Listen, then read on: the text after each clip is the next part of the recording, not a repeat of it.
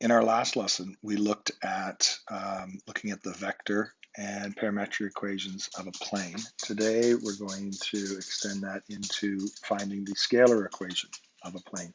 And just like we were doing that with the lines, we went from vector equations to scalar equations. We went from direction vectors to the normal vector, okay, for the line. Today, we're going to be doing the same thing for the plane. All right, we're going to be going from the direction vectors to the normal vectors.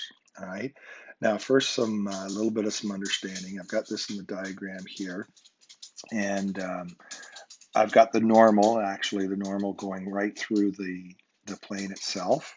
All right, you've got your direction vectors, M1, M2, they're on the plane itself, right? So if we were to do the cross product of the direction vectors, then we could have the normal vector, all right? Now, that is just a normal, all right? And the plane could be anywhere along the normal itself, okay? So we could have a plane, down here, here. We could have a plane that is up here, all these parallel to the one that I wrote out here. And how we get the plane itself, the specific plane, is by having one specific point that's on the plane itself. Okay? As soon as we hit one specific point on the plane, then we're set up for the whole plane. Okay? So this is what we're going to be looking at. All right? Notice I've got the normal is listed as ABC. All right? We're going to have a point that is known to us that's on the plane, and we've got two direction vectors, okay, that basically if we cross them they'll give us the normal vector itself. All right, so that's the idea. So let's take a look and see how we develop, okay, the equation itself and what the equation looks like. All right, so here's what we know. Since the normal is perpendicular to the plane, then the normal itself is perpendicular to every vector that's on the plane. Okay, and we're going to use the vector AP, where P is any point that's on this plane at all. Okay, we can have the APs written like this. If we were to get rid of this P and move it somewhere else, then we could have it even this way, put our P like this. Okay, it makes no difference where the P is on this plane. All right, we can see that since the normal is perpendicular to the plane, it's perpendicular to every vector that's on the plane as well. Okay, so we're going to use the vector AP. So, like we've done so many times in the past, we know that the dot product is going to be 0, all right, between these two vectors. So we have our normal vector ABC. We dot that with our x minus a1, y minus a2, z minus a3. That has to be 0. And we're left with, which is very similar to what we did the other day, ax minus aa1 plus by minus ba2 plus cz minus ca3, and that equals 0. All right, we rearrange a few things, summarize ax plus by plus cz. We're going to automatically skip to plus d equals 0. Where did the d come from? Well, the d is the scalars negative aa1 minus ba2 minus ca3. Okay, so this cleans it up by putting the d in there. All right, we'll just take that note there. aa1 minus ba2 minus ca3. Okay, so this is what you are looking for when we do the scalar equation of a plane. Okay, notice the A, B, and C is the components of the normal vector. All right, and D satisfies the equation, whatever D is. All right, so all the planes that are parallel to the one we just did will have the same A, B, and C values, but the D's will be different. Okay, that's what changes it along the normal vector. All right, or moves it along the normal vector. So that's the scalar equation right there. So now what we're going to do in this last little bit is we're just going to take a look at how do we determine the scalar equation of a plane given 3 points. Okay, so determine the scalar equation of a plane that contains the points, and we'll just say A is 1, negative 2, negative 3, B is negative 5, 4, 1, and we'll say that C is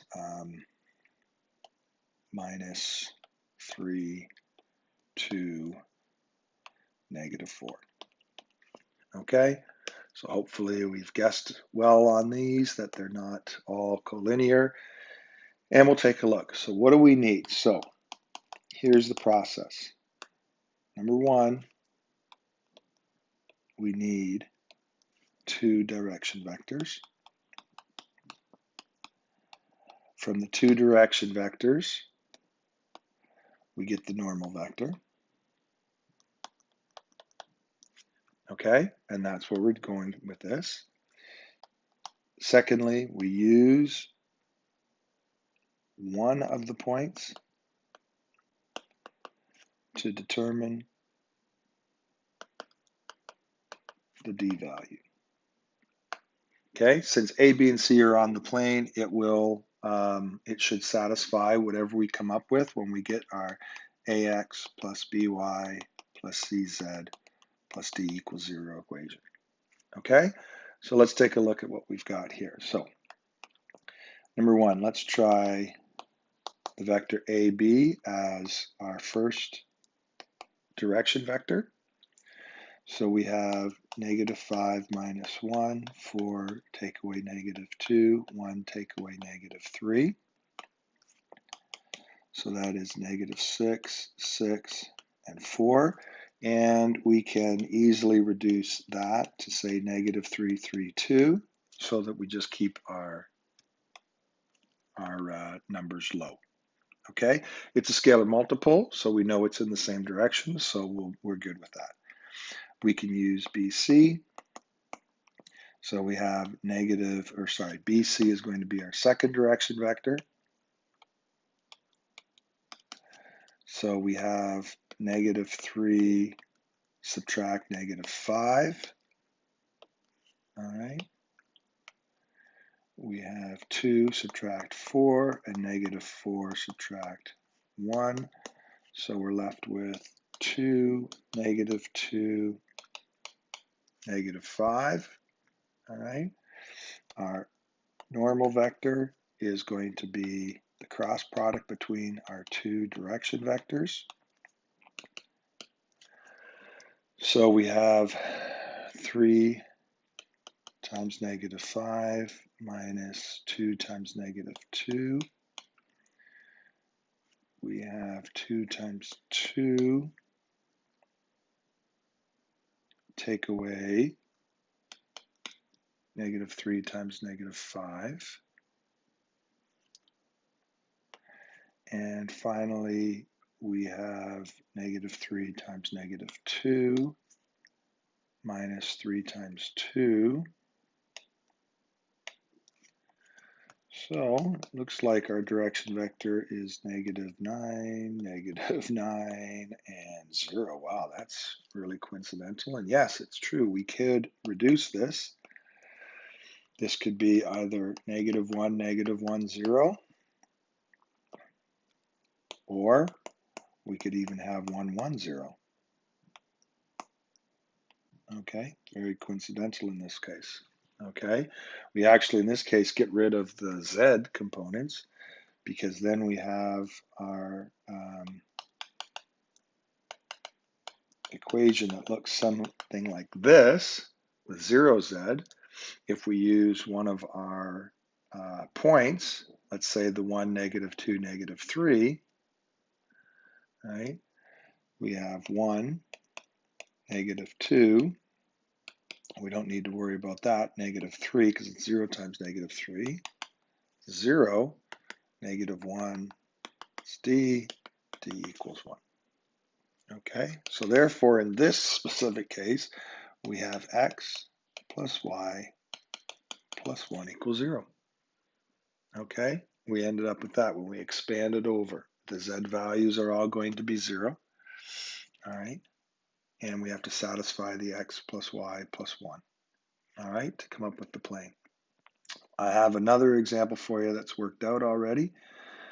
All right, it's the same type of situation. We have different numbers, 3 points that are on the plane.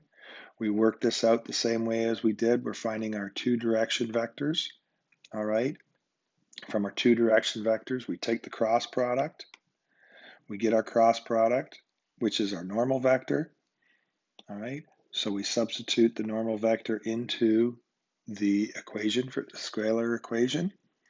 In this next one, we're using C and substitute those in for the x, y, and z values, solve for D, and we finally end up with our plane. Okay, so 2 examples for you to take a look at to understand the scalar equation of a plane. We're going to be using this one quite a bit. So when you take a look at these questions, make sure you understand the process involved. All right, good luck.